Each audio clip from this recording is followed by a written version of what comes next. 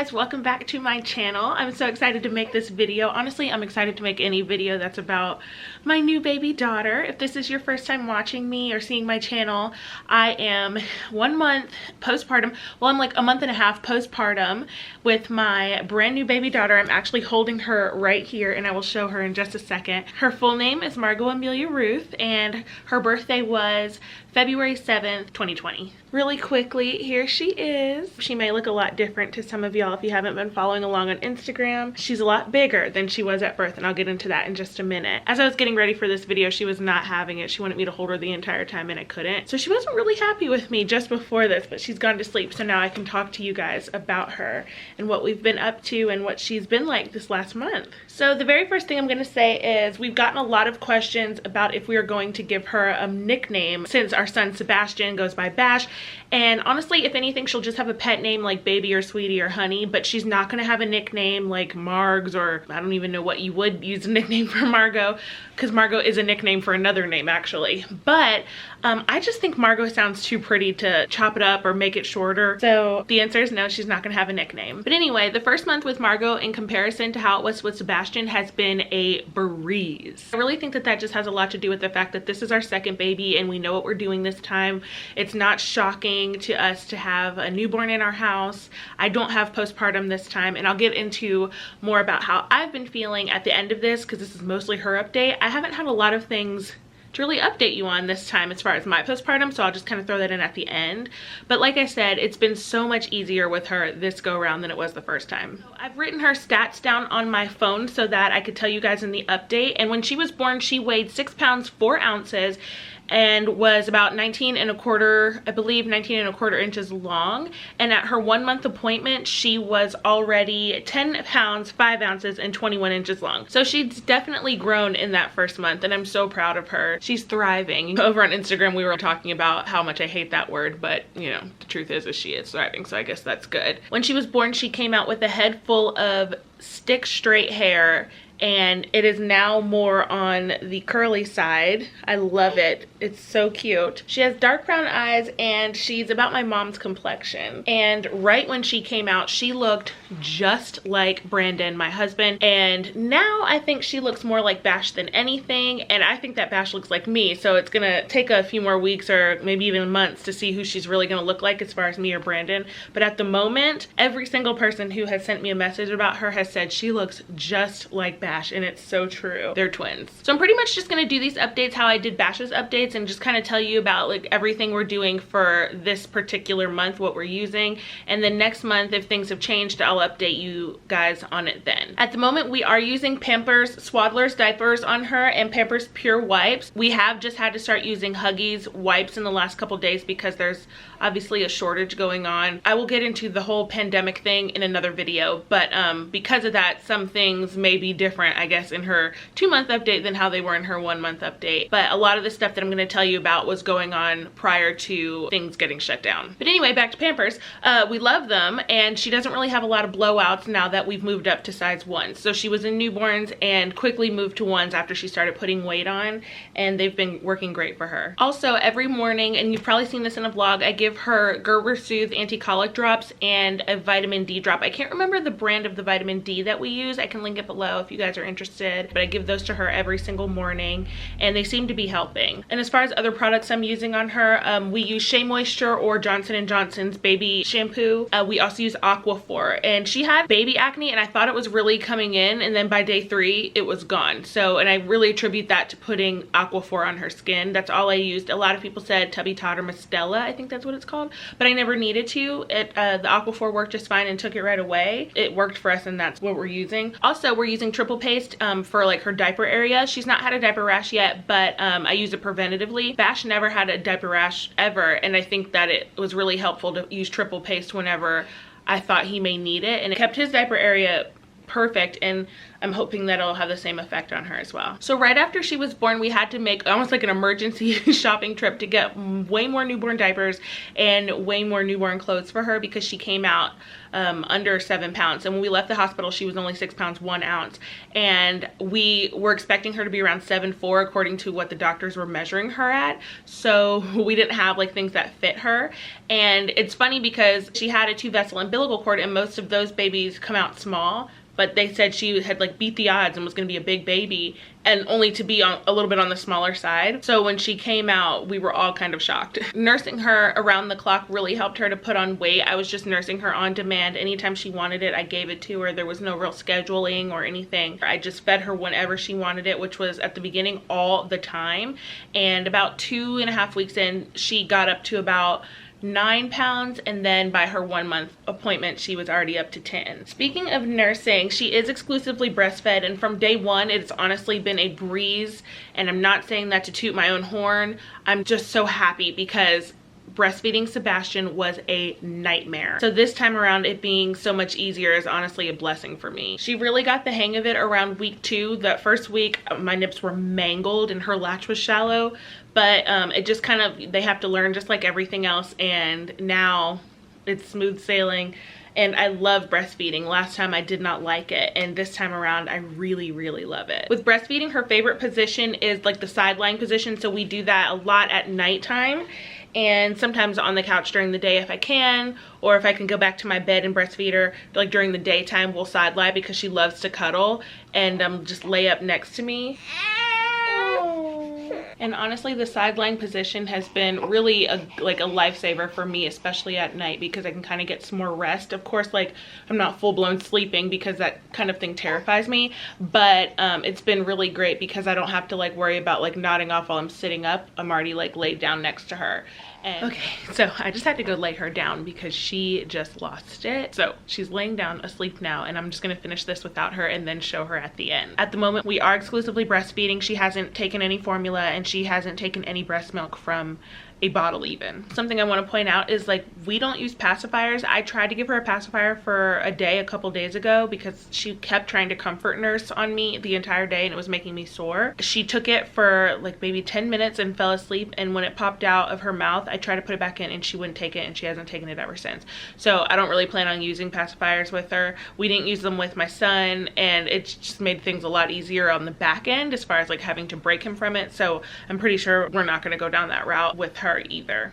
So now let's get into like about her and how she's been doing. Even though her temperament has pretty much been like a breeze this first month, it's still been a pretty chaotic month. It started off with us getting thrush, and I had to take her back to the pediatrician after she had already like gone for the very first time, and they confirmed that she did have it in her mouth. Luckily, it was not painful for her at all, but it was extremely painful for me. And if you've ever had thrush as the mom, it literally makes you want to cut your breasts off. It hurts so bad. She had like all the little white patches in her mouth, but because it didn't hurt her, it never hindered her from breastfeeding. So that was great because that was the time that she started putting on the weight. We got thrush almost immediately after she came home. So I'm just happy that it didn't hinder her from getting what she needed, because sometimes it can slow your production down and it can make them not want to eat, and it can just be a nightmare. It was a nightmare for me physically, but she stayed fine the entire time. The doctor ended up giving her nystatin,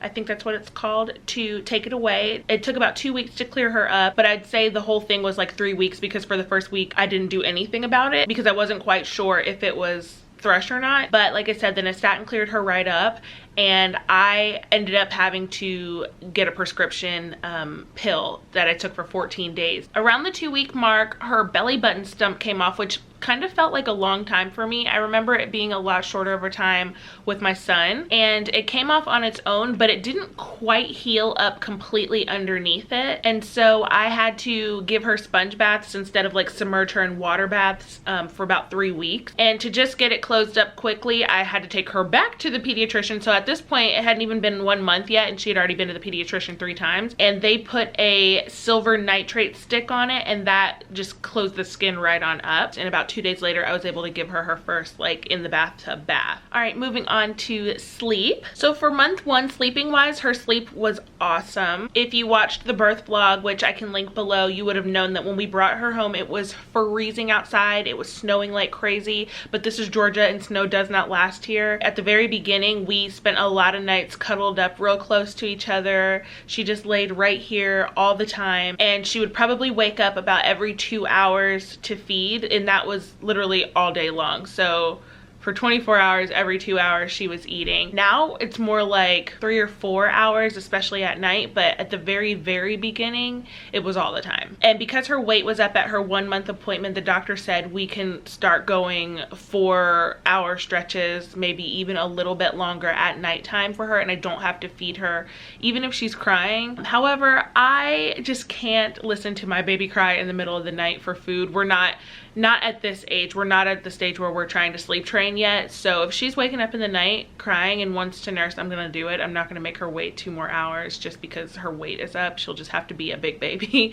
So basically that just puts me at her mercy. But honestly, we are not gonna sleep train her until we get into the new house, which is in the summertime. So we'll just have to cross that bridge when we get there. So okay, so I wanna switch gears a little bit and talk to you about the things that we're using with Margot that we love right now. Eventually I will do like a favorite baby products video where I talk about a lot of the other things that we're using as well, but just in case we don't still like them, I'm gonna give that video a couple more weeks before I film that. But these 5 things I'm gonna talk to you about are things that I know that we love and highly recommend. The first thing is the Halo Swivel Bassinet, and I love that they call it bassinet and not bassinet. I just think it's cute. We have the one that does not have like the light and the vibration and the sound machine added to it. We just have the plain one because I did not think those things were necessary. And also we love the infant insert that comes separately with it. I just find that the bassinet itself is very large, and until they grow a little bit more, it can kind of feel like scary and big to them, but the infant insert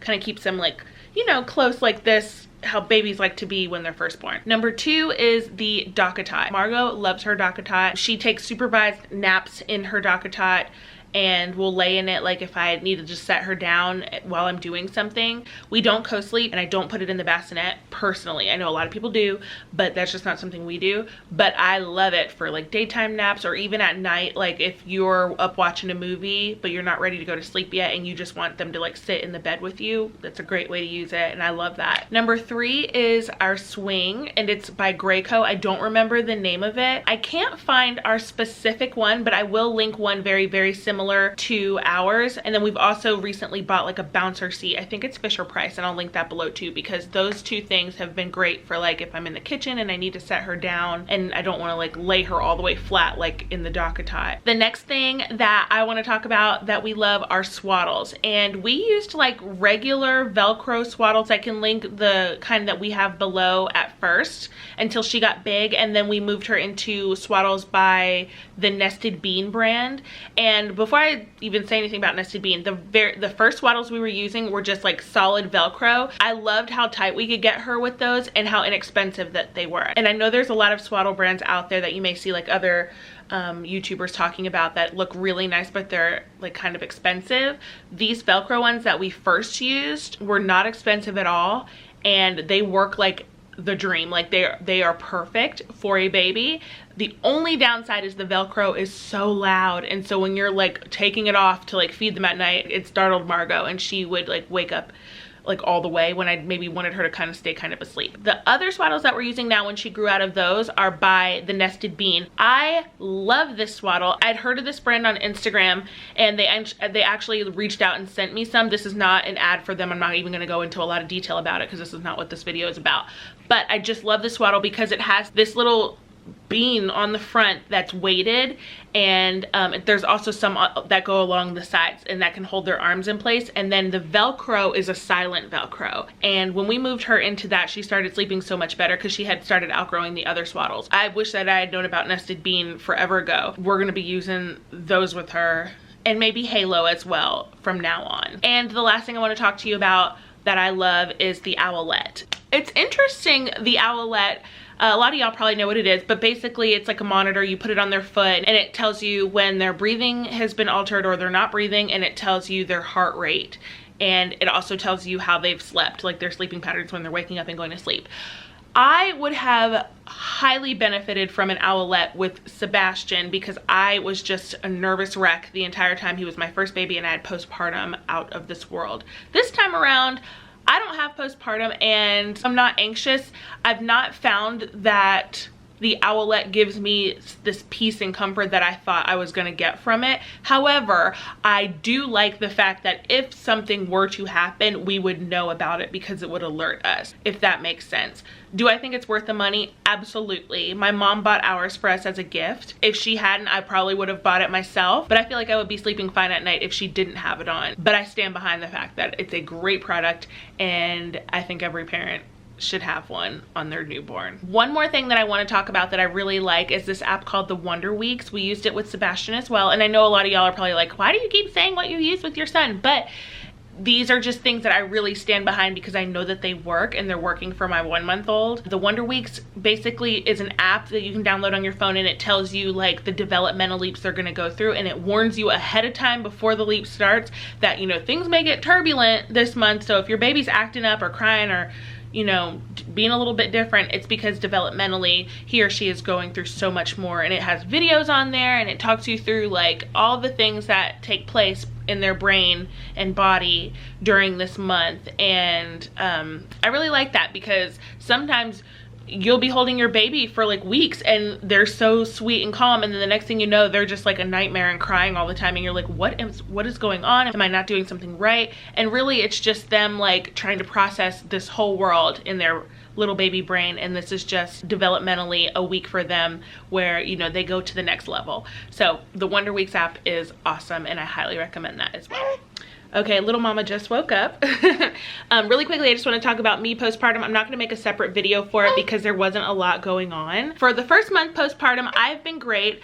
I did not have any complications after my birth. I didn't have to go back to my OB to have like anything looked at. I don't have postpartum this time, so I also didn't have to go back and have a talking to, although they did call me around like 2 weeks postpartum to make sure I was okay, but I was fine. And I did go ahead and get the Mirena IUD inserted. So that is where I am 1 month postpartum. My bleeding stopped just a little bit after 1 month, but the Mirena also will make you bleed a little bit, but that's even done now. And please don't worry about leaving any comments about your feelings about the IUD. This is not my first time getting one. I like it. It's already in and it's doing fine. Another thing about me for postpartum is I have currently lost 37 pounds.